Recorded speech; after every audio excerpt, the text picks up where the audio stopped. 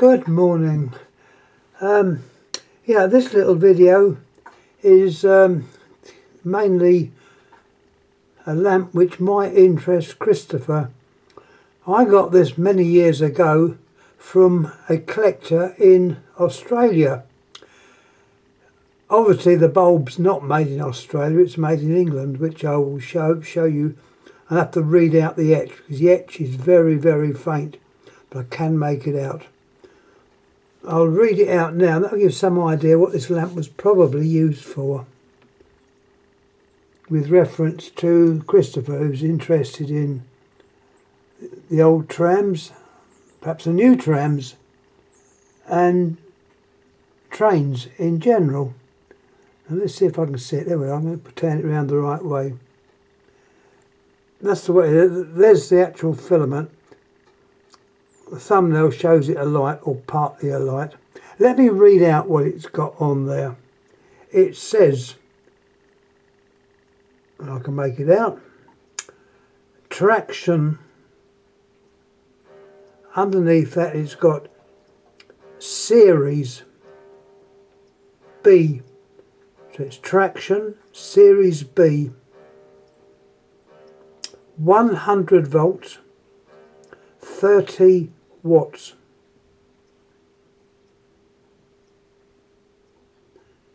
It's got a number under there. Looks like V30. There's the wattage. So I've had a hell of a job to see this, but it's 100 volts, 30 watt. There's a number under there, possibly perhaps showing the age of the lamp.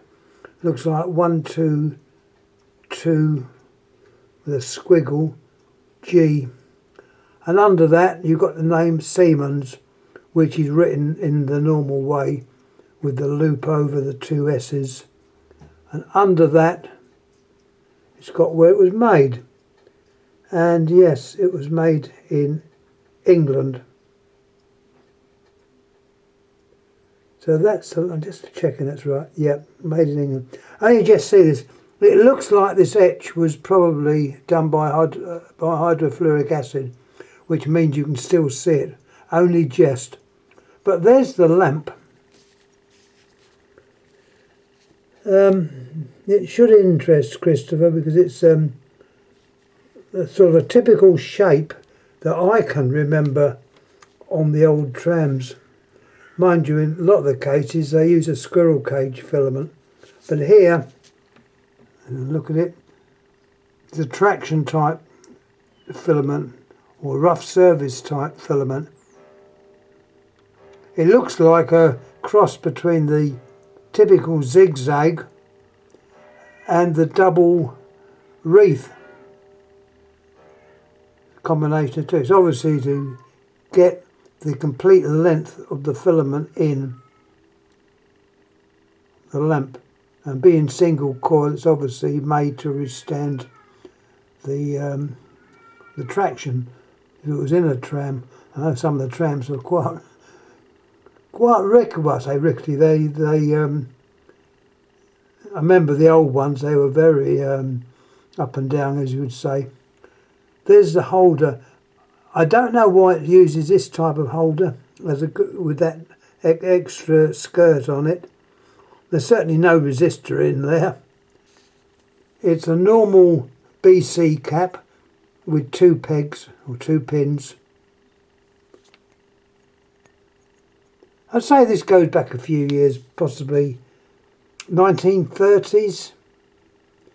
Certainly doesn't go too far back because it would have been pip top. And this is certainly not a pip top. You can see the evacuation tube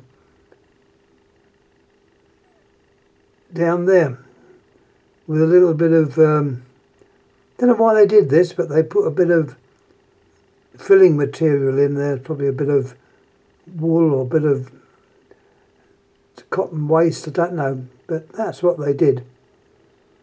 Anyhow, that's more or less all I've got to say on that lamp.